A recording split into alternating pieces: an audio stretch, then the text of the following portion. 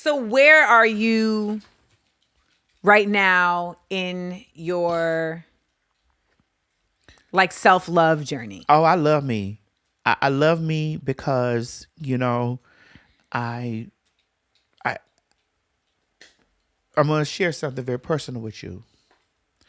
I had got into a relationship with a person that uh turned out to be a narcissist, and I didn't know what a narcissist Is is until I ran across, and I don't know how the spirit made me run across the video, and I was like, oh my God, I was checking down the list like, yeah.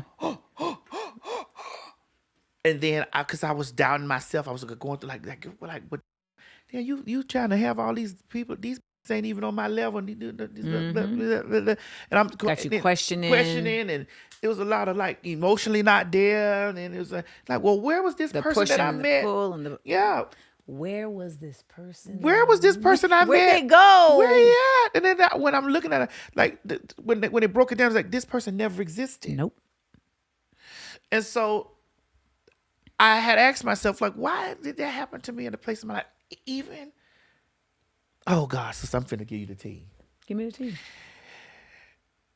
Even when the Beyonce stuff came out, like that was supposed to be a happy high moment for me. I was dealing with that. Isn't that what they do?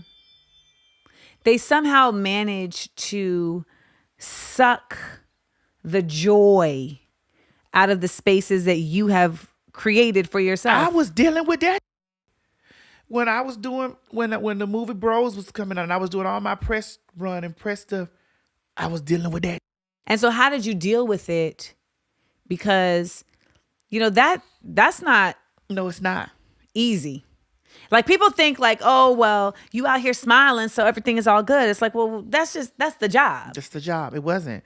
It was you go to your hotel room and you sit on your sofa. You're like, well, how the did I let myself, with as confident and strong as you are, like how the did I let myself get into this? How did you?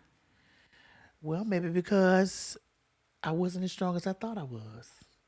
I can openly say that maybe I wasn't at that point, like, because I've mastered all the other areas of my life, business, money. It's the personal life that I cannot. When you say you weren't as strong, what do you define strength as? Like, what did they? Well, what was the weakness that you feel like they exploited? I think the weakness was me wanting to share a space with somebody that I had That you had trust with. trust. Now, take ourselves out of that. Is there anything weak in wanting that? Not you giving me therapy. Not my sister holding my hand giving me therapy. But honestly, like say it out loud. Like I wanted companionship. I wanted companionship from a trusting from a person that I could trust. Is there anything weak in wanting that? No, you're right about that. No, you're right. So how? I don't know. And here's the thing. But I'm gonna tell you. Tell me, sister, please. Narcissists know. They know who to exploit. They know how to do it. The con man is good at their job. You're not good at being conned. You understand? And that's what always happens is like we think I should have known if I'd have known. And ultimately, like you learn through life, different experiences, different awareness of your triggers, etc., like how people can exploit them. But you can't blame yourself because ultimately you were leading with the heart, with the best of intentions. You had a good heart and you were going in with a good heart. My favorite quote is from the author of The Alchemist, Paulo Coelho. He says, trust everyone, but never sell your sword. Because who want to be out here paranoid? Right. But sister, that's the thing. But you never sell your sword so that you can cut it when it's time to cut it. And then the lesson is learned. Narcissists attach to codependence. I think I have that. And I think I grew to have it because of living out loud, being visible, and then you really want protection. Yes. You want protection. You want to believe that you're not alone on an island of you, because it is very lonely living out loud. It's very isolating living out loud. You are at the top of the mountain yelling and people are looking at you like, yes, And then the other side of the mountain, people are firing arrows at you. Come down. Come down. And you tiptoeing up there, but ultimately you're by yourself up there. And you're like, maybe if I had someone else up here with me, they could be watching the arrows, so then I wouldn't get that. They can also be, holding me down while I'm waving, like holding me so I can wave to everybody. And also we can just chill and look at each other and enjoy our time up here by ourselves. But it's not easy. And people know that. And so they know how to come in. So I don't want you to diminish your desire for something you deserve as weakness. Okay. I accept that. I accept that. Because for a while I was like, I'm so stupid, I'm so dumb. They're weak. Yes. You're so strong that they came to you because they needed you to make themselves feel strong. To absorb. Yes. They're vampires. Yes. Right. I got it. And for a while I was like, and God bless them. Yeah. Right? Because it's like, you know what? That's your punishment sucks for you. Yeah. That sucks for you. You just got to go. You got to hop. You'll never grow roots. No. But I feel like like you said something earlier just about like trust. It's like, it's very hard to trust. But what happens for a lot of us is that we form bonds really quick.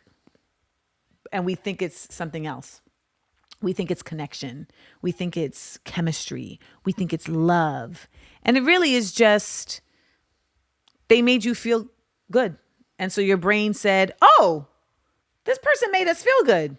Let's be around this person more. And we have to be the conscious ones to say, that did feel good until further notice. Right. And then the source says, hi-ya! Nobody can fake longer than 3 months.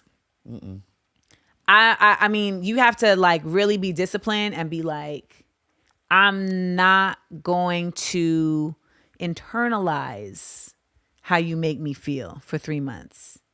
I will examine how you make me feel. I will acknowledge it. I'm not going to just be closed off, but I can't internalize. I can't let it get into my cells. I can't let it be cellular. That's the exercise. And I think when you're someone who lives out loud, you cannot, that's not something to be done as like a kind of like a fun project. It's like, that's how you have to exist because you have so much to give and there's so many people that want. Yes. And they will absorb it. Oh, but I'm in a good space. So how did you get past that? Baby steps.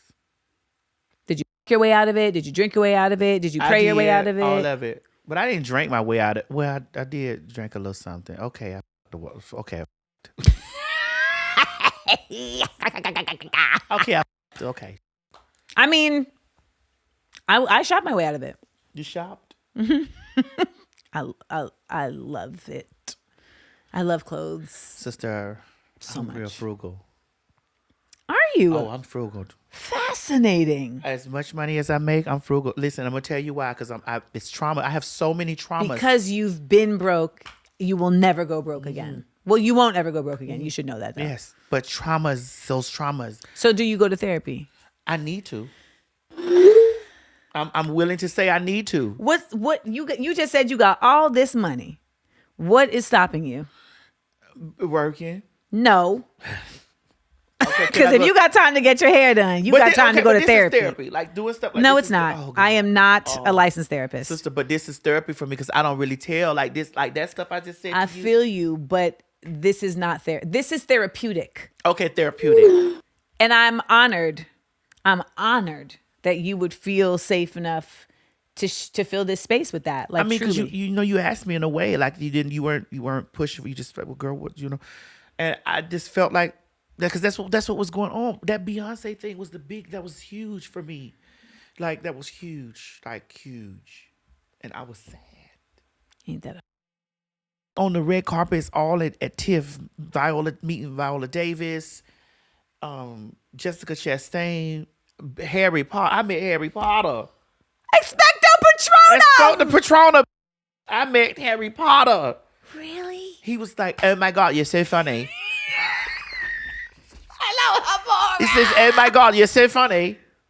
shook my hand. He got some real small hands. He does. Daniel Radcliffe. Real tiny hands. I was like, girl, why your hands so little? Your hands little. Is he one of the girls? I don't know. This, I call it. I was. No, No, I didn't know. I don't know if he's one I of was the like, girls. girl. I just this is just probably what the gay in me that he's like, girl. But it's just like, I was, why your hands so little? But he's a little guy, isn't he? He's little. He's a little guy. Like, Yeah. but he's a little guy. But I was Little. like little.